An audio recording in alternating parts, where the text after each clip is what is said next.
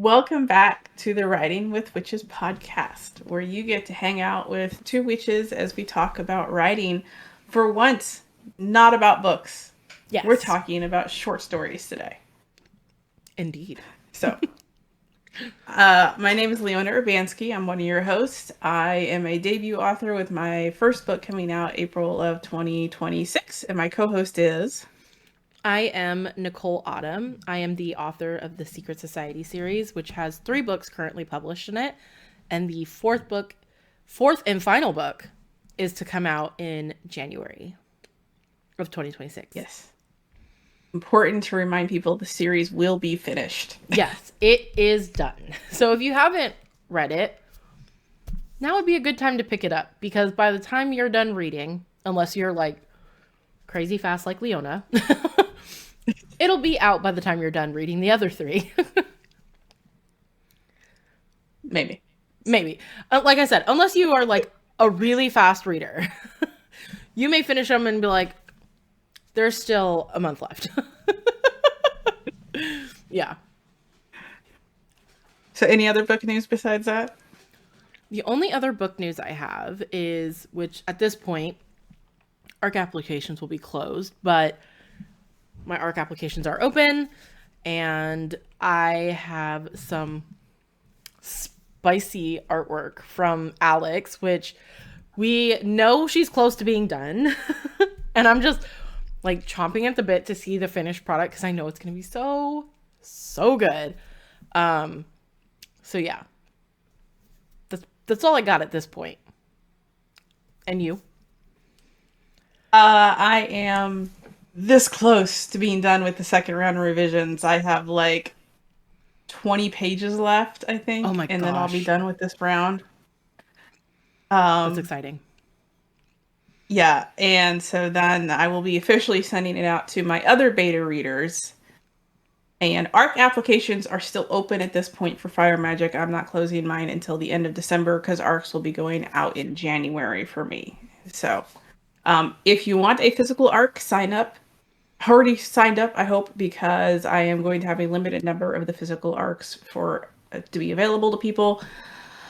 I'm also slowly getting more art. I think she's been focusing on Secret Society, which is totally fine. I love seeing Charles come to life, but I'm also just as excited to see my other boys come to life. So yeah, there will be more art coming for Fire Magic. I do have 2 more pieces of concept art to send out for Keen, which is always fun.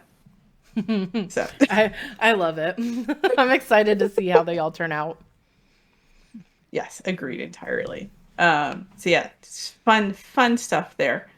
Yeah, I think that's it. So we can jump into short stories, which if you've been following us for any length of time, you know we have been pushing out short stories once a month. And so we felt like it might be time to address how we've been writing these things. Yes. So, do you have the definition for short story pulled up by chance?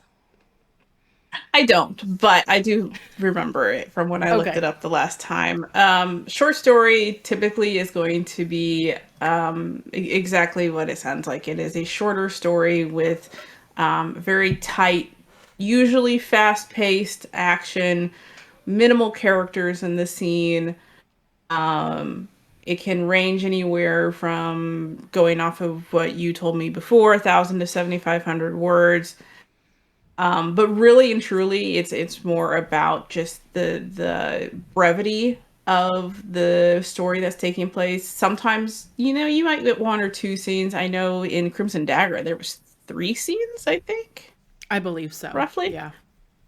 So that was one of your longer ones too, though, when we first started out on this one. So yeah, I think that one was pushing almost 8,000 words. So technically it was longer than what a short story was categorized as. But the one that is already out, so if you haven't read it yet, A Treasure Hidden in Time, that one actually has 4 different scenes in it. That is a longer one. Yeah. But it's only, I think it ended up being around 5,000-ish words, I believe. But I managed to get 4 different scenes in there. So Yeah, you went snap, snap, snap, snap, snap on those, which is not a yeah, bad thing. That's just it was a very fast paced story, it which was. It is a made short sense for the story. tone that it was.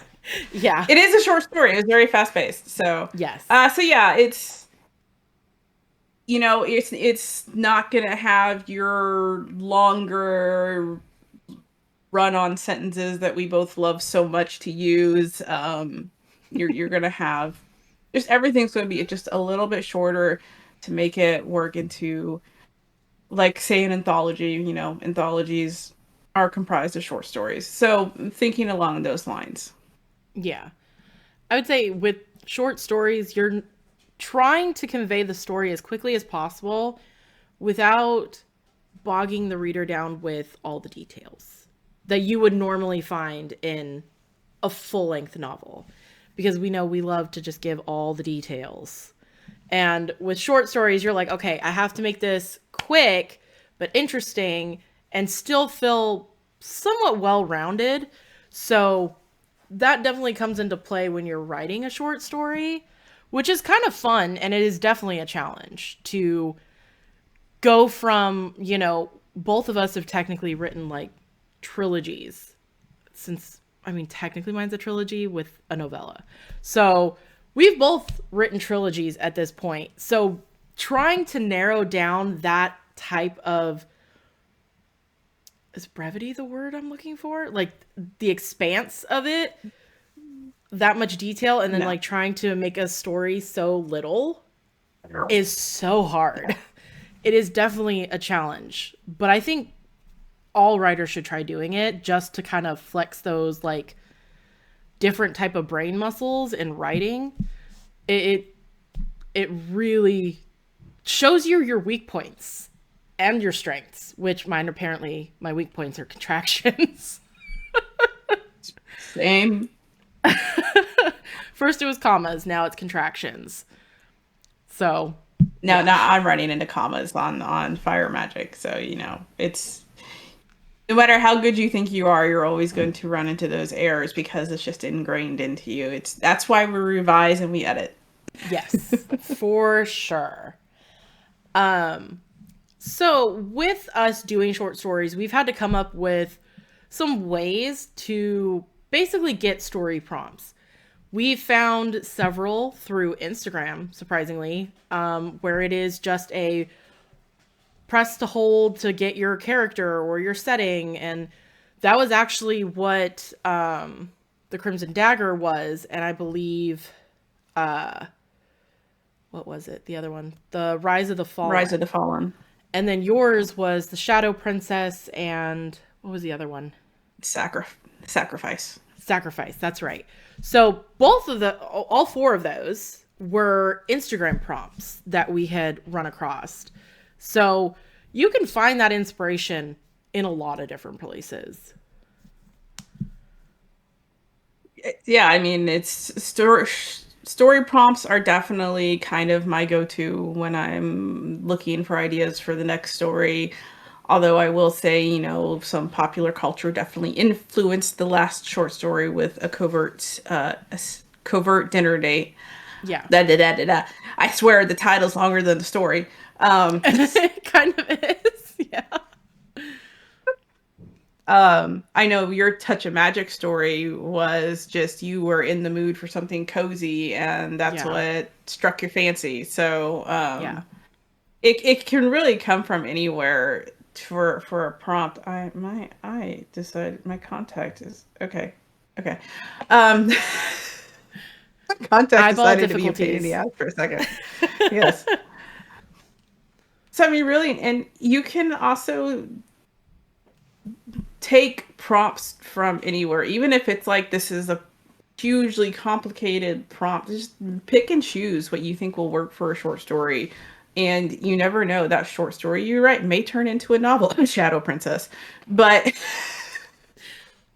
yeah, there's a couple of mine that I'm toying with the idea of doing the same thing. So yeah.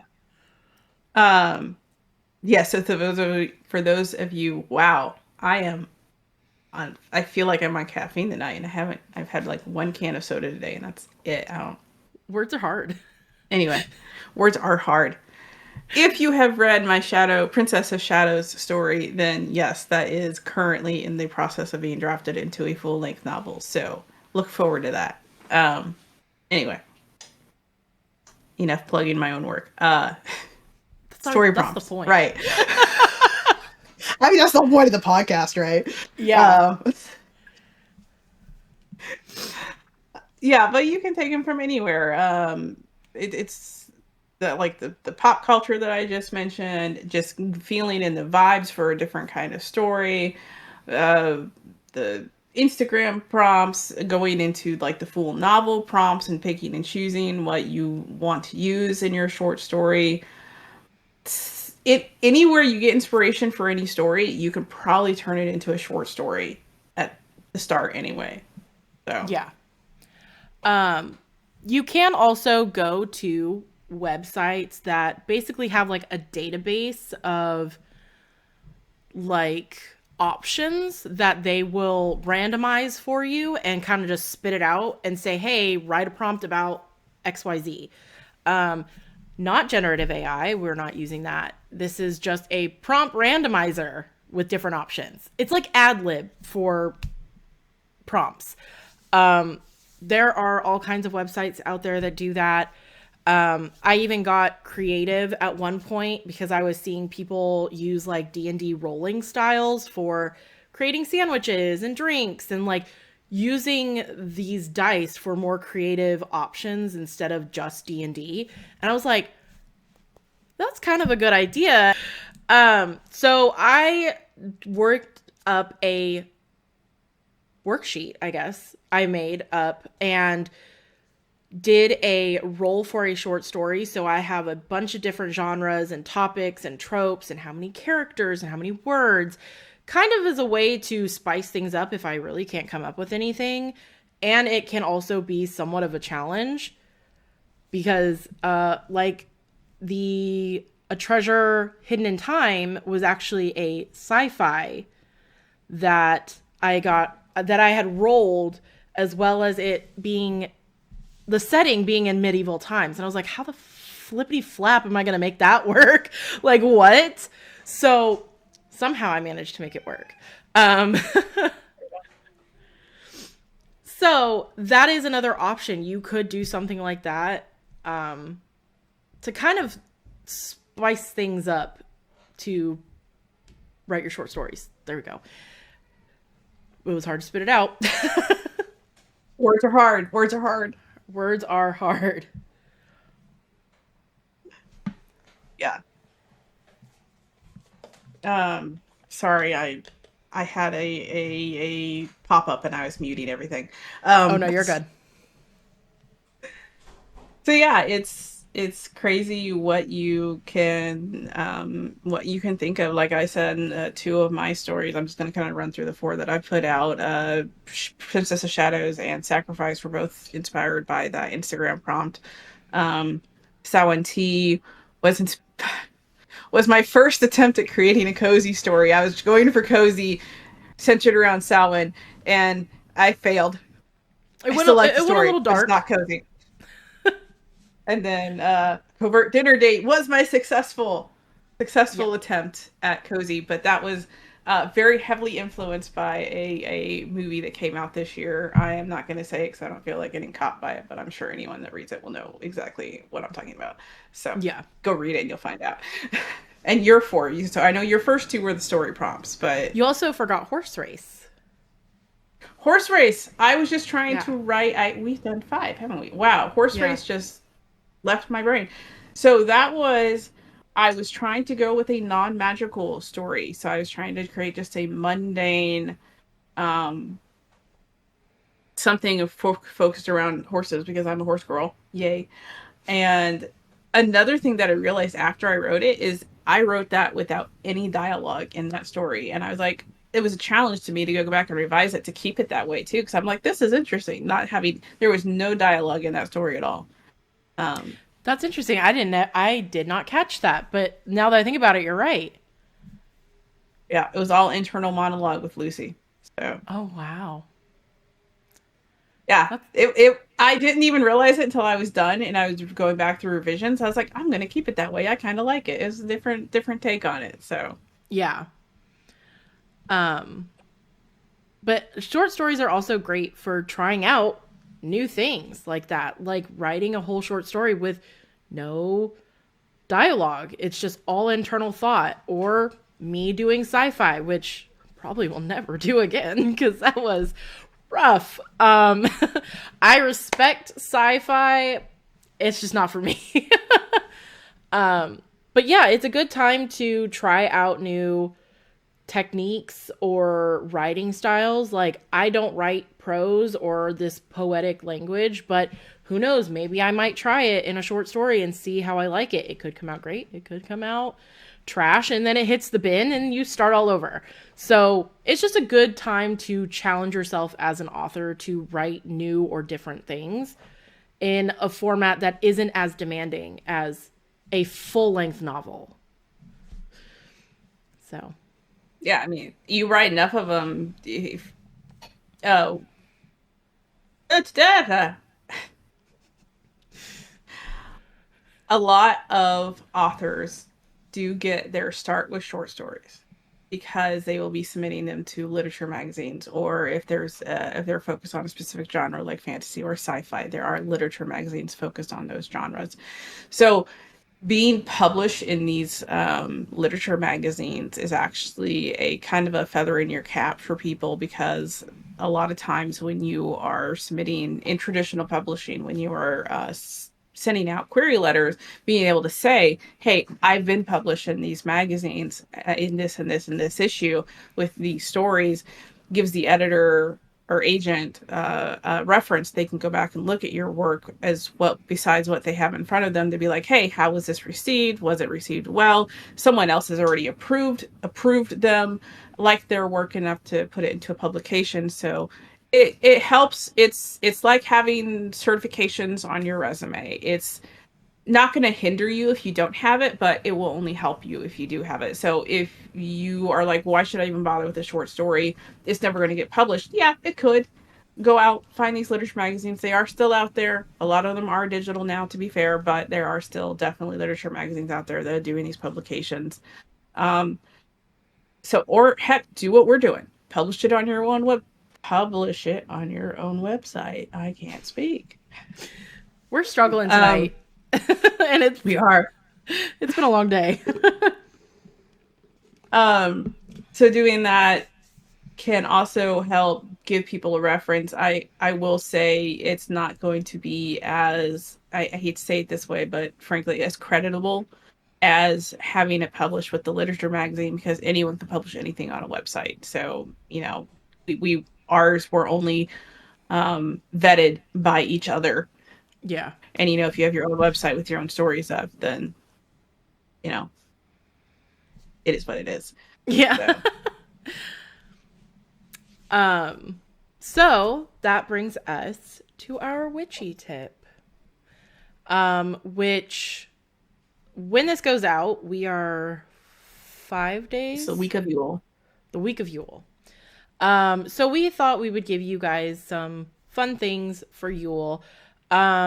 Which, first and foremost, simmer pots. You cannot go wrong. And because it is the dead part of the year, or everything is kind of hibernating, this is a good time to kind of do protection simmer pots, abundance, and kind of just, really whatever you feel.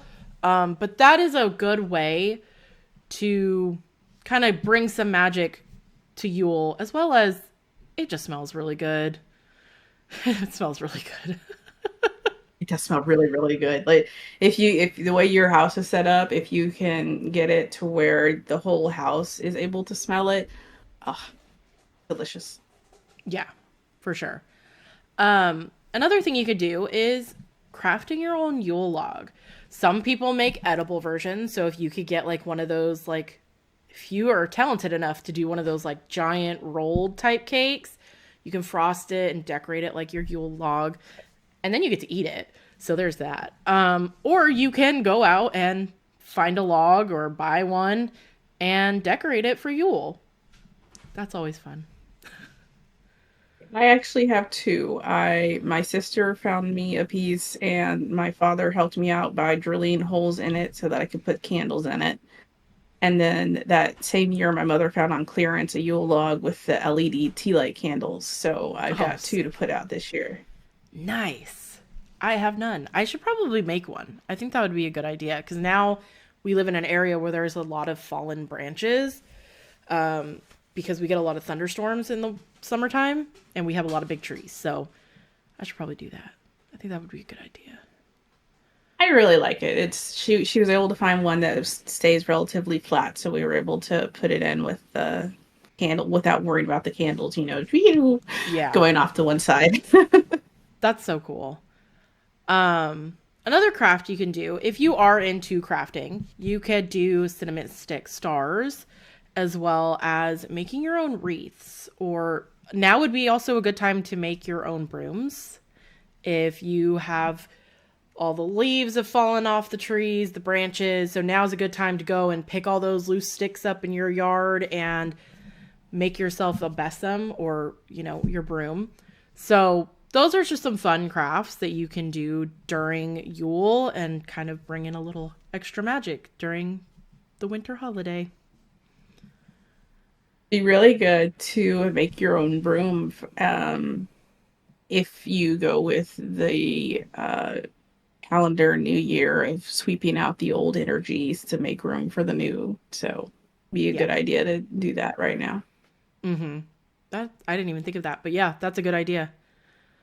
So this witchy tip was kind of short and sweet because sometimes we end up taking like a third of the podcast to talk about it. It's been known to happen.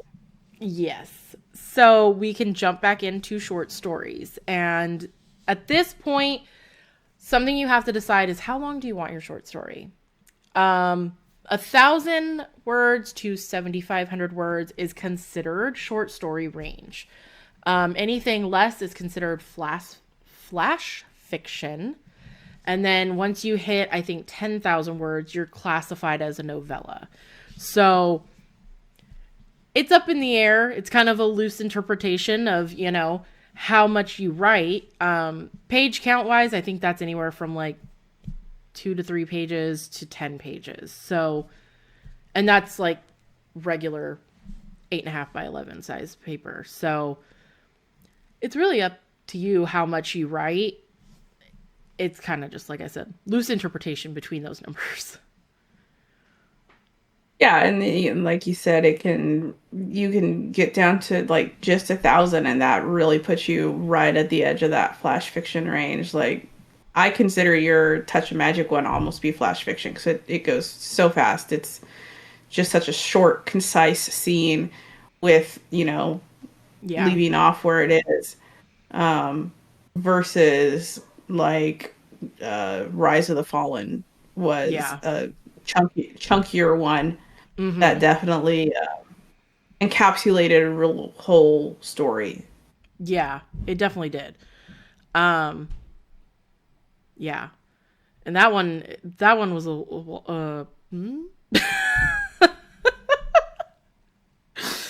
Why are we having such a hard time talking tonight? But yeah, that one you definitely get a full scope of Rise of the Fallen. You get a full scope of what is going on in this story, and it gives you some fun tidbits where, like you said, A Touch of Magic is just a scene. It is one scene, and that's pretty much it. And I think that one was a little over 1,000 words, closer to like 2,000, I think, but it was pretty short and fast. Yeah. So, and I think oh my gosh, Covert Dinner Date is also just a short, almost flash fiction. Oh my god, flash fiction. Tongue twister tonight. Oh my god. We're both struggling. We're synced up and we're both struggling. We are. Oh Lord. I would only put it word count wise, I would agree. The only reason I would put Touch of Magic more into the flash fiction than Dinner Date is because Dinner Date does cover a lengthier amount of time. Like I do compress it a lot, but I mean it does cover from the main character arriving to when they leave after dinner, so at least like an hour and a half, maybe 2 hours, depending on how long they sat there talking.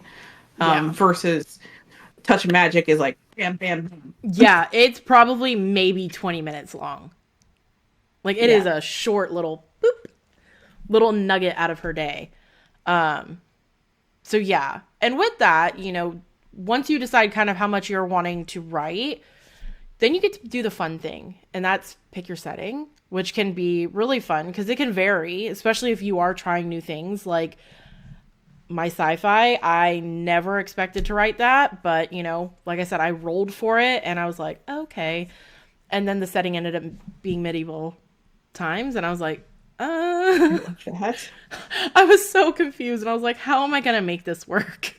How am I going to make this work? So that it is fun, especially when you get random things like that. And I think Rise of the Fallen was also like a desolate village or an abandoned village, and I had to figure out, well, how the hell did this angel fall and the whole village was empty? Well, she made it empty. She scared everyone away.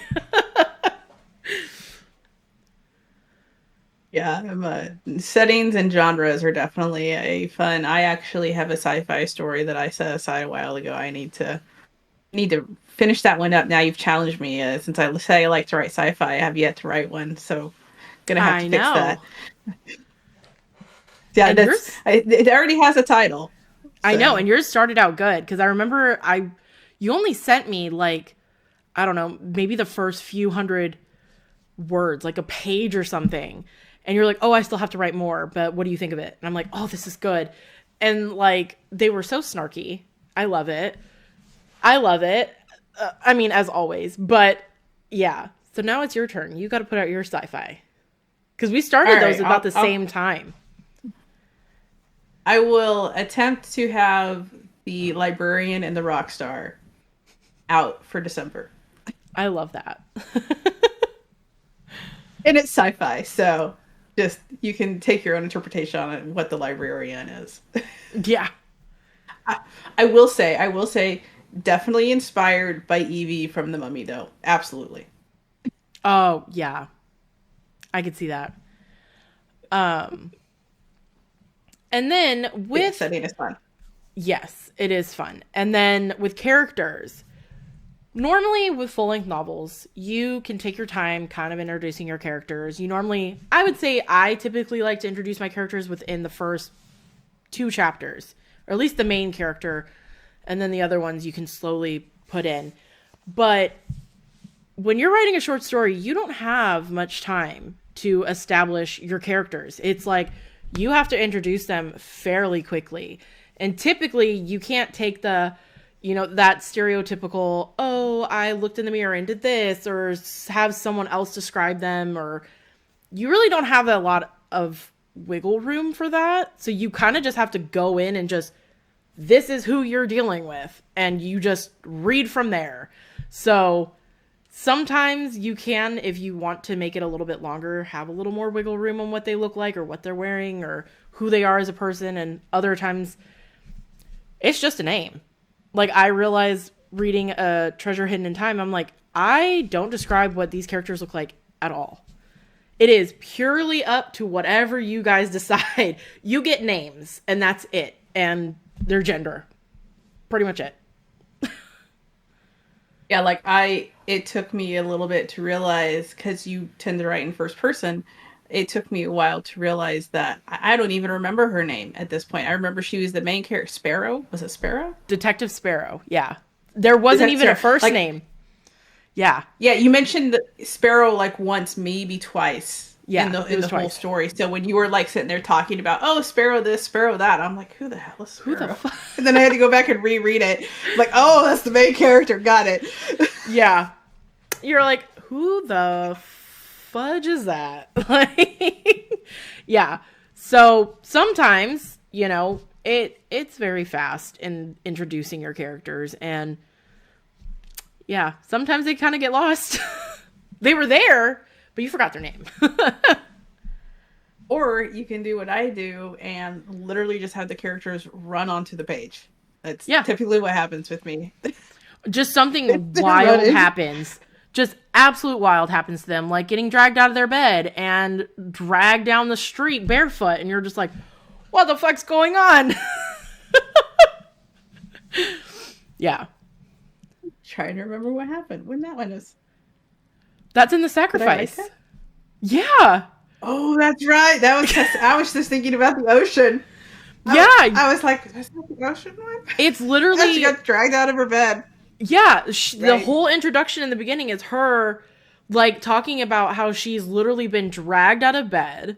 She has no shoes, no coat. Her feet are bloodied from walking down this ragged, jagged ass road down to the beach, where they then fucking toss her into the ocean. You're like, God damn, what happened? Yeah, so that's always fun. You kind of just jump right into the action. There is no time for introductions and this slow start off. It just goes. And then she dies. Yeah. I mean, it's in the first paragraph, like you said. It is. It's not a spoiler. It is literally the first paragraph. This is all happens, and you're just like, jeez. Yeah. Yeah, no, okay, you're right. I was just thinking about her getting tossed into the ocean. I totally forgot that they literally dragged her out of the bed. Literally dragged her in her nightgown. Poor girl. Yep. Yeah, that was rough. Meredith did not have a good time. No, she did story. Not. Mm-mm. No. Meredith was not a happy camper. Don't blame her. And that kind of... Is, oh, go ahead. No, I'll be real quick. The funny thing is, I tend to just randomly pluck names out of thin air for my characters without... It really worked out this time with the way what Meredith ended up meaning. But I have a friend named Meredith, and I don't know... She's mentioned watching the podcast a few times. I don't know if she actually gone and read my short stories or not. But, so yeah, there you go, Meredith. You're in the sacrifice. Have fun with that. I mean, it ends well. So there's that. That's fair. But going into that kind of rolls into pacing. Short stories typically are pretty fast paced. You can have those slower short stories. I know A Touch of Magic, Samhain Tea, Horse Race, I would say, I mean, it is fast paced purely because she's on a horse. But the overall short story concept of it is relatively a slower paced story. So you can do these cozy short stories that kind of just give you a snippet of what this character's life is. Or you have ones like, The Sacrifice or A Crimson Dagger, where she's basically told that you have a contract to go kill the enemy king, so things move fast. And in order to get like a real good full picture, pacing is kind of important with a short story, or it can take too long and then it gets to be too long. So pacing is huge when it comes to short stories. Agreed entirely. And you are rarely going to find a very slowly paced story within a short story, because in order to get you that story, it has to move at least to a certain pace. Like The Dinner Date, like Touch of Magic, like Samhain Tea, it still kept up the pace. There was no real downtime or moments where there was really no action happening and you were just getting to know the characters. There was something happening in every paragraph. Yeah, pacing, you can't get away from moving relatively quickly. And if you find yourself doing that, if you're aiming for a short story, you may find yourself going back and cutting out just whole chunks of paragraphs in order to stay within that short story format. I know I've done it. Yeah. Because I'm like, okay, that needs to go. That's superfluous for what I'm trying to get across right now. So yeah, it's just, you can't get away from a faster pace than say the preface to a novel. That can Yeah. be really, really slow and treacly. It's you got to keep it up and moving in a short story. Yeah. You definitely cannot have the fluff and the filler in short stories. And it seems like every paragraph, every set of dialogue is meant to move the story further. So you aren't just, it's like, oh, I read this, but nothing happened type of situation. You do not want that filler. So that kind of concludes our little spiel on short stories now that we have about, what, 5 months worth of experience under our belts writing them. And that would bring us to book reviews. I do have one. Do you want to go first or me? No, feel free. Okay. So I went and downloaded a oh my lord, audiobook. And it is called Where the Gods Once Roam by VK Ridge. He's actually a mutual on TikTok. So it is written by him, and then it is narrated by Brennan. Oh, I'm gonna butcher this name, and I am so sorry. Brennan Cogan's Rooter. I'm sorry. It's a mouthful of a name, and I'm sounding it out as best as I can, and I know I'm probably butchering it. But this story is very interesting. It follows a archaeologist. No, he's getting his doctorate in archaeology. His name is Connor Reed. And his grandfather, who is an archaeologist, is dying. He is literally on his deathbed. He's only been given a couple months to live. And he says, hey, I want you to come out and visit me, finish writing about my life's work, and you can work on your doctorate degree over the winter. This all takes place in Norway. So when he gets there, he starts seeing some crazy stuff happening in the woods, mainly this woman. And he's like, what the heck? Why is there a woman out in the woods and winter is coming in Norway? And his grandfather at this point is blind and somehow is painting full pictures of this woman into his paintings. And this story basically follows about how Connor gets contracted into helping said woman protect the forest around their home. And it's very interesting because it does bring in the Norse mythology, which I don't know a whole bunch about. I know very little. But it was interesting to hear the stories and the takes from this book because he sounds very knowledgeable. Like he is like actually telling you, because his character is an archaeologist, he goes into a lot of lore in this book. And I didn't find it tedious to listen to, and it didn't really slow the story for me. I was like, oh, that's really interesting. I didn't know that. So there were definitely points where he is getting more factual for mythology. And if you like mythology and you like Norse mythology, I would definitely suggest this. There is some smut. It is spicy. I really appreciated it. And considering this is written by a man, it wasn't bad. I will say that. It was not badly written. So there is a round of applause for him for that. Because most men, when they write smut, there are definitely some questionable decisions made, to put it nicely.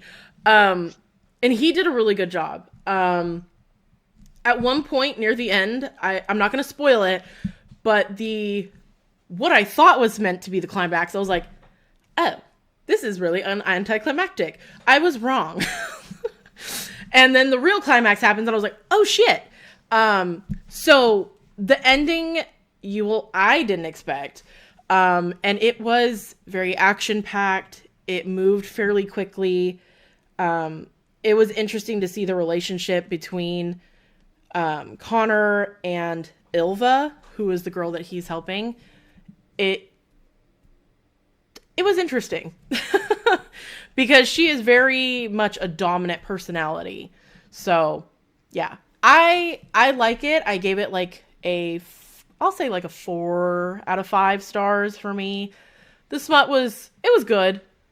It wasn't anything to like crazy write home about, but it was good. It was written well for a man writing it. So there's that. I will say that.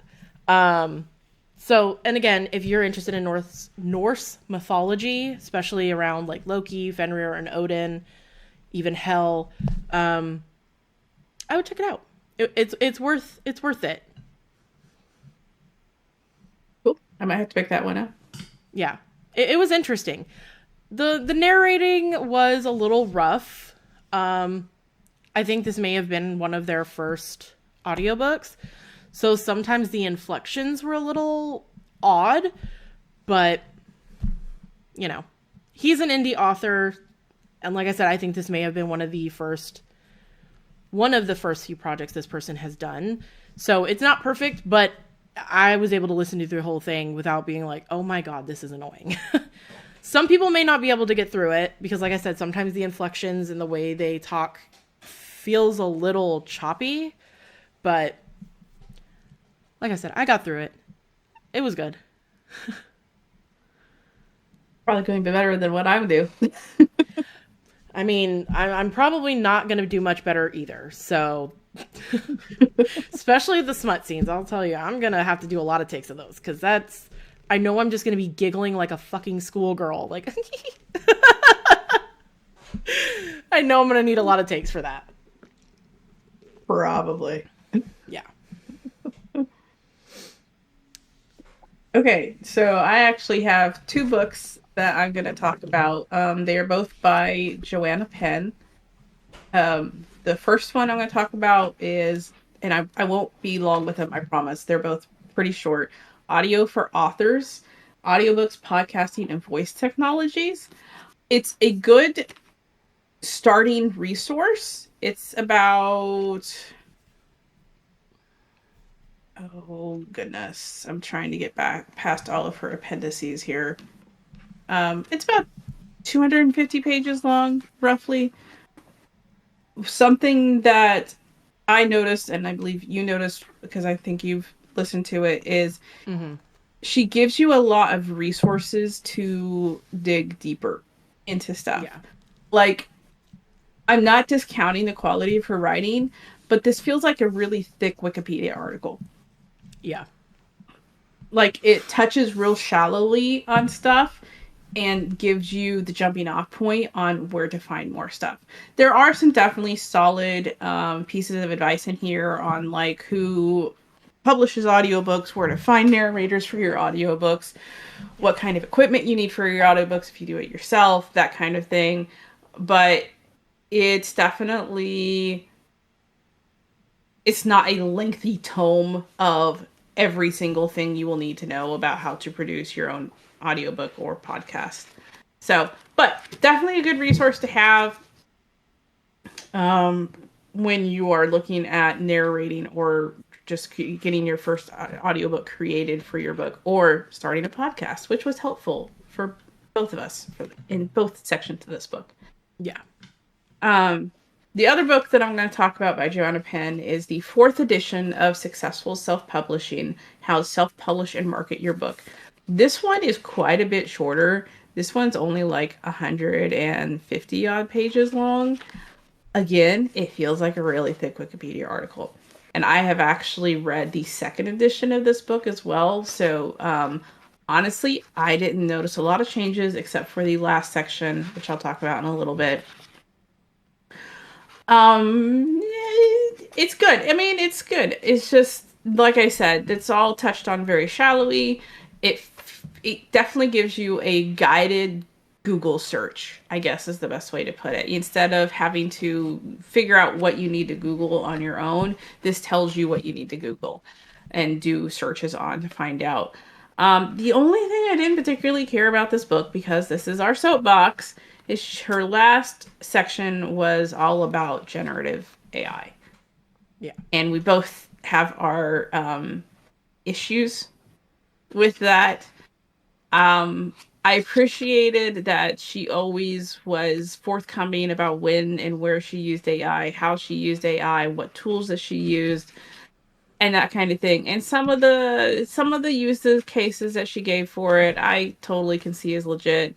Um, for as much as I bang on AI, I will be forthcoming. I use it at my work as a review because I write code for a living. So sometimes having another person review it is helpful if I don't have a coworker that can look at it and I've been staring at it for 2 hours. Yeah. So, but generative AI, I will continue to hold my stance on that one. Um, I just and then one of the examples that she gave in this was about writing an outline. Like she was like, take this prompt, write a 3-act outline for it, and then she's like, okay, take this part of the outline and write a chapter with 20 story beats to it. And I'm just like, no, like, I mean, I've talked before about how a detailed outline can almost be just writing your book in and of itself. So for me to come across something like this, I'm just, but to each their own. So long as she's being disclosing when she uses it and how she uses it, I can't fault her for that. It's the people that write the stories and try to. I'm frozen, aren't I? Nope, you're still good. Okay. The people that take it and then they forget to take out the AI prompts. Which has happened. That's when I have the issues with it. Yes. Yeah. So again, not a bad books to pick up. I would pick them up in digital form if I were you. They are a little cheaper than buying them in the physical format like I have. That said, they are going to stay in my library because they are good resources. So yeah, that's all I had. I do think, if I'm not mistaken, the Audio for Authors also had a section on AI generative voices. If I'm not. Yes, it does. So that is also one that she does mention about, that being a useful tool for authors who cannot afford a narrator. Me personally, I wouldn't use it. That's teetering the line again. I wouldn't. And like you said, she does give a lot of resources, but I noticed with the Audio for Authors, there was like one consistent resource that she had brought up over and over again. I can't remember. It was another writer. So maybe just pick up her book. Hang on, I'll see if I can find it real quick because she usually has the resources, I think, at the back of the chapter. Yeah, that's usually this type of audiobooks. The Guide to Publishing Audiobooks, How to Produce and Sell an Audiobook by Jessica Kay, I think is the one you're thinking of. That's the one. That is one that she brings up pretty much at every point as a reference. So maybe just pick that one up if you don't want to, like you said, get the Wikipedia version of a Google search. So yeah. But yeah, I didn't even get to the podcast part because I did feel like that book was very shallow in its advice. There are some good points, but it didn't feel like, man, I really struck a gold mine of information here. So, yeah. Well, that brings us to the end of this episode. You can find us at writingwithwitches.com, and our email is writingwithwitches@gmail.com. You can find us on Facebook, Instagram, YouTube, Blue Sky. Normally I am posting on TikTok. TikTok has had us in jail pretty much since we had started the account. So I'm going to take a break from posting there. Until hopefully it decides it wants to let us out of jail. We also have a Discord server, so if you would like to come and hang out with us and chit chat sometimes, we are pretty much always on Discord. So, and that is also Writing with Witches. You can find me at all the aforementioned places, as well as TikTok, because it works for me for whatever reason. As author Nicole Autumn, I also have my own Discord server and website and newsletter, which I do send out monthly newsletters with short stories, all the art, snippets of things to come, what's on my desk, all the good fun stuff. And I have been actually consistent in posting and sending those out, which I'm very proud of myself for. So all of those will be linked below. Leona, now that I've got the mouthful out. You're going to find me mainly Facebook, Instagram, Substack, and my website is now actually up at leonaurbanskiauthor.com. That's also where you're going to find my ARC applications. Again, they're going to be staying open until the end of December, with the ARCs going out in the beginning of January.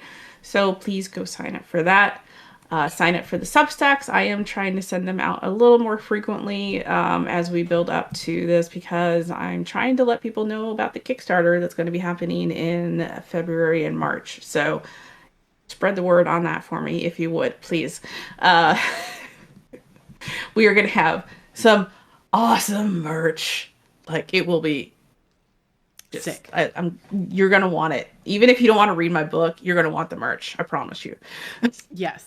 It is just the ideas that you guys have talked about. Oh my God. I'm going to buy one of everything. So there we go. So yeah, Substack, website, Instagram, Facebook. It's where you're going to find me at Leona Urbanski, author, some conglomeration of those three words. Yes. So that like I said, brings us to the end of the episode. And next episode, we will be having a guest with us, and we will be reviewing Pumpkin Spice Cafe by Lori Gilmore. And we have a lot to say. Good, and we do have a lot. Good. We have some good stuff to say, but there are also some things to say. There were some strong emotions in the group chat about this book. Yes. So if you appreciated or liked our Eye of the World episode that we did, I think it was the last episode or the episode before this, 2 episodes ago. If you enjoyed that episode, come back next week and listen to us talk about that. So thank you all for listening and or watching, and we hope you come back for next episode. Bye. Bye-bye.